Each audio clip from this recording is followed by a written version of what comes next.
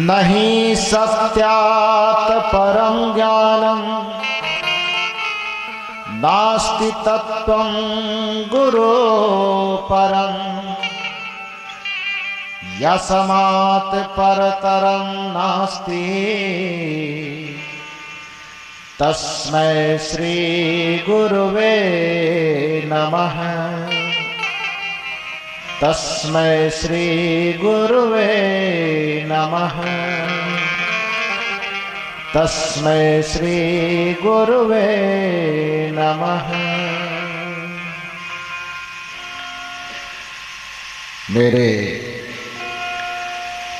व्यवहारिक एवं पारमार्थिक जीवन के प्रबल प्रेरणा स्रोत परमाराध्य परम पूज्य सद्गुरुदेव जी, मंचासीन मुद मंगलमय संत समाज,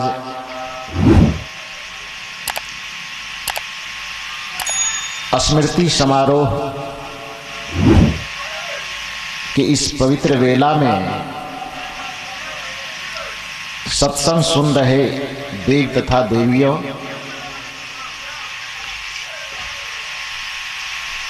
विचार तो आप लोग अपराह्नकालीन सत्र से ही सुन रहे हैं। अभी भी कुछ कारणवश जो निर्धारित समय था उससे 1 घंटा विलंब कार्यक्रम आरंभ हुआ।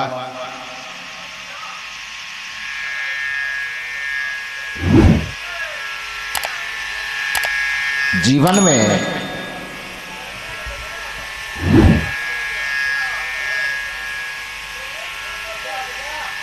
जो व्यक्ति सत्य के पथ पर चलता है,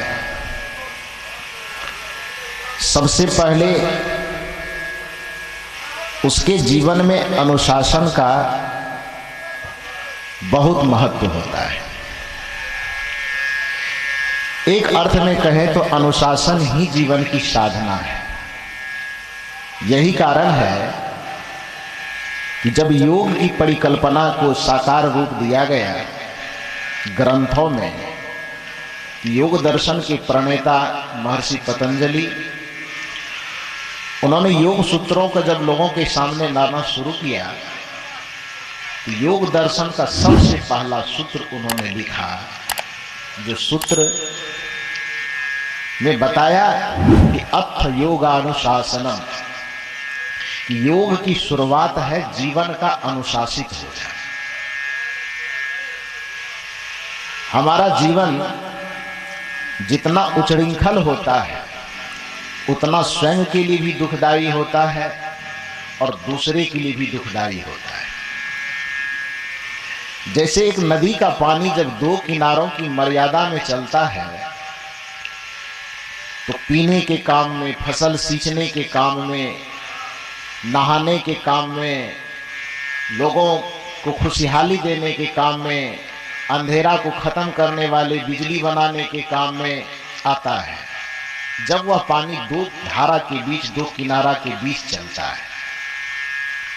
लेकिन वही पानी जब दोनों किनारों की मर्यादा का उल्लंघन कर देता है, दोनों किनारों की अनुशासन का उल्लंघन कर देता है, तो बाढ़ का रूप ले लेता है और लहलहाते फसल को उजाड़ देता है।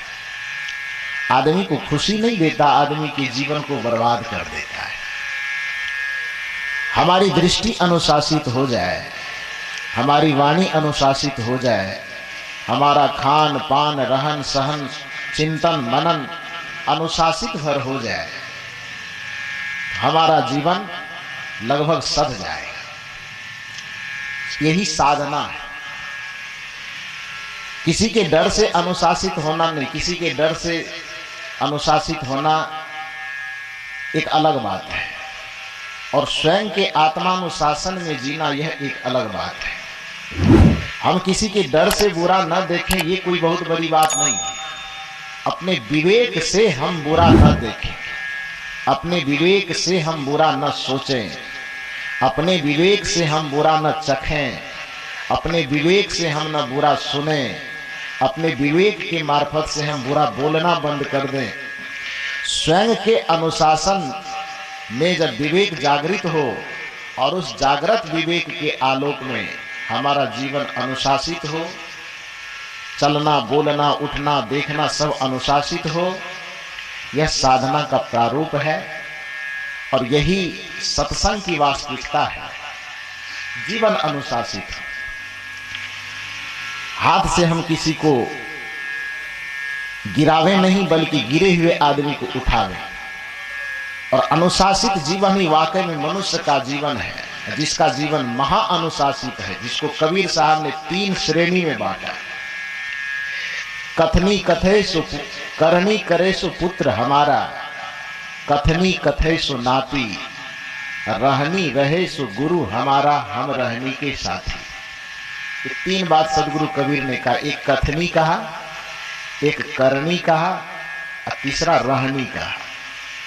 तीनों में अंतर है। कथनी का मतलब जो अच्छी अच्छी बात को केवल बोलना जानता है, सत्संग की बात, धर्म की बात, भक्ति की बात, ज्ञान की बात, त्याग की बात, वैराग की बात केवल बोलना जानता हो, कबीर साहब कहते वह भी अच्छा है। कम से कम गाली देने वाले से तो अच्छा है, चुगली करने वाले से, निंदा करने वाले से, दूसरे का बुराई करने वाले से तो अच्छा है कि कम से कम ज्ञान ध्यान सत्संग की बातें करता है। तो अच्छा तो है, लेकिन वही सब कुछ नहीं। कबीर साहब कहते कि उनसे मेरा नाता है लेकिन थोड़ा दूर का नाता है। कौन सा नाता? कथनी कथे सो नाती, जो सिर्फ कहता है वो रिलेशन में तो आता है, मेरे संबंधी है, लेकिन दूर का नाती का रिश्ता है उससे। नाती किसे कहा जाता है? वो अपना खून नहीं होता है, वो खून बेटी का बेटा, किसी दूसरे के वंश का जो होता है वो खून होता है। लेकिन बेटी से चूंकि संबंध है तो बेटी से तो जुड़ा है।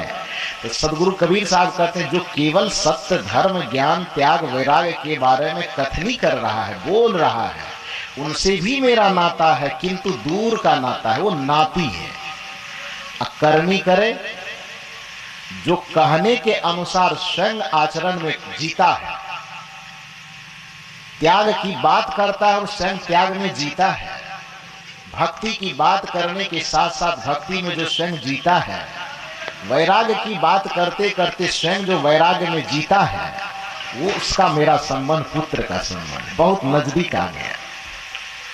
करनी करे सो पुत्र हमारा, कथनी कथे सो नाती। और मजे की बात तो यह है कि अंत में कबीर साहब कहते हैं कि रहनी रहे सो गुरु हमारा। ये तो सबसे सर्वश्रेष्ठ रिश्ता हो गया। पिता पुत्र का रिश्ता भी लौकिक है, दैहिक है, लेकिन गुरु का रिश्ता तो अलौकिक हो गया। कबीर साहब कहते हैं करनी करे सो पुत्र हमारा, कथनी कथे सो नाती। लेकिन दोनों से श्रेष्ठ क्या है कि रहनी रहे सो गुरु हमारा, हम रहनी के साथी। अब यहां समझने वाली बात है रहनी का अर्थ क्या है।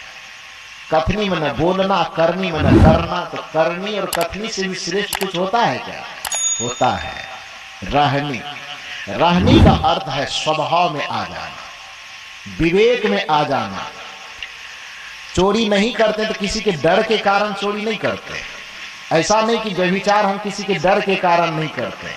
ऐसा नहीं कि बुरा खाना पीना देखना सुनना हम किसी के डर के कारण नहीं कर रहे, बल्कि हमारा आत्मा, हमारा विवेक अनुशासन ये कहता है कि ये चीज गलत है, तो चाहे कोई लोग देखे अथवा न देखे, हम हजारों की भीड़ में रहें कि अकेले में रहें, लेकिन जिसे हमारा आत्मा गलत समझ रहा है तो उस गलत का परित्याग करना, और जिसको हमारा आत्मा हमारा विवेक सही कह रहा है उसको सहर्ष स्वीकार कर लेना। स्वयं में जो इस तरह से जीना शुरू कर देता है, समझिए कि वह रहनी में जीना शुरू कर देता है, रहनी में रहना शुरू कर देता है। तो मूल बात है कि साधना सत्संग का पर्यायवाची यदि हम कहें तो अनुशासन, कि हमारा जीवन खान पान रहन सहन चिंतन मनन सब अनुशासित हो जाए, अनुशासन की मर्यादा का उल्लंघन न करे, तो फिर चरित्र में जीना हम शुरू करते हैं। और जिसका चरित्र पूज्य हो जाता है उसका जीवन तो पूज्य हो ही जाता है। साधु महात्मा की लोग पूजा वंदना करते हैं, देवतुल्य कहते हैं, कैसे पूज्य हो जाते हैं? इसको एक कहानी कह करके ज्यादा भी प्रवचन नहीं करना है मुझे, भजन के साथ साथ प्रवचन करना है आप लोगों के बीच में। एक घटना में बताओ, एक बार जिस समय श्री राम जी वनवास के क्रम में थे, चित्रकूट में निवास कर रहे थे, तो पंचवटी में निवास कर रहे थे, तो राम और सीता एक जगह पत्थर पे बैठी हुई थी और लक्ष्मण जी कहीं गए थे घूमने के लिए या और किसी काम से गए हो। अचानक सीता जी के मन में एक बात सोची कि थोड़ा मजाक करते हैं या राम जी को चिढ़ाते हैं, देखिए क्या होता है। अपने मन में वो सोचती है, तो हंसी मजाक के लहजे में श्री राम जी के पैर के पास अपना पैर सटा देती। दूर में बैठी थी लेकिन पैर में पैर सटा करके राम जी से पूछते हैं कि राम जी, प्रभु एक सवाल मेरा है, उसका जवाब दीजिए। श्री राम ने कहा कि आज सवाल जवाब के लहजे में क्या बात है। सीता ने कहा कुछ मत पूछिए, जो पूछ रही प्रश्न करो, जवाब दीजिए। राम जी ने कहा पूछो। सीता कहती है कि आपके और मेरे चरण में, दोनों में से किसका चरण सुंदर है ये बताइए। तो रंग रूप के दृष्टिकोण से तो स्वाभाविक है कि सीता जी गोरी थी और राम जी थोड़ा काले थे, श्यामले थे, तो रूप के दृष्टिकोण से तो स्वाभाविक है कि सीता जी का अच्छा होगा, राम जी का थोड़ा उससे कम अच्छा होगा। तो सीता जी सोची कि मतलब हंसी मजाक में आज इनको नीचा दिखाते हैं, कुढ़ाते हैं, तो कहते हैं कि मेरे चरण में और आपके चरण में, दोनों के चरण में किसका चरण सुंदर है। तो राम जी कब मानने वाले थे, कोई जल्दी हार मानता है क्या? हार तो मानता नहीं। वो भी पति पत्नी का मामला हो तो थोड़ा और मुश्किल हो जाता है हार स्वीकार करना। तो राम जी ने कहा कि मेरा चरण सुंदर है। सीता जी के कैसे आदमी है आप? तो अंधे आदमी से भी पूछेंगे तो देख के बता देगा कि आप काले हैं, हम गोरे हैं, तो मेरा चरण सुंदर है। राम जी ने कहा नहीं, मानने के लिए तैयार नहीं, मेरा चरण सुंदर है। दोनों में नोक झोंक चलने लगा, वो कह रहे मेरा, वो कह रहे मेरा। तब तक में संजोग से लक्ष्मण जी किसी काम से जो बाहर गए थे, लक्ष्मण जी आ गए। अब दो आदमी में यदि झगड़ा हो तो विवाद को सुलझाने के लिए झगड़ा करने वाले से नहीं सुलझेगा, कोई तीसरा आदमी चाहिए जो विवाद को सुलझा सके। राम और सीता दोनों पूछते हैं, लक्ष्मण हम दोनों के बीच में एक मुद्दा पर विवाद छिड़ गया है, चरण किसका सुंदर है? हम कहते हैं मेरा है, तो वो कहते हैं मेरा है। अब दोनों में किसका है ये फैसला कौन करेगा? लक्ष्मण ने कहा कि हमें पता नहीं कौन करेगा। राम जी ने कहा कि तीसरा जंगल में किसको खोजने जाऊं, तीसरा तुम ही है, तुम ही फैसला करो कि दोनों में से किसका सुंदर है। लक्ष्मण हाथ जोड़ते हुए के भैया काहे झंझट में पड़वा रहे हैं, ये मुश्किल में पड़ जाएंगे। जो भी सुबह शाम बढ़िया से खाना पीना मिलता है, यदि आपके पक्ष से बोलूंगा तो खाना पीना भी बंद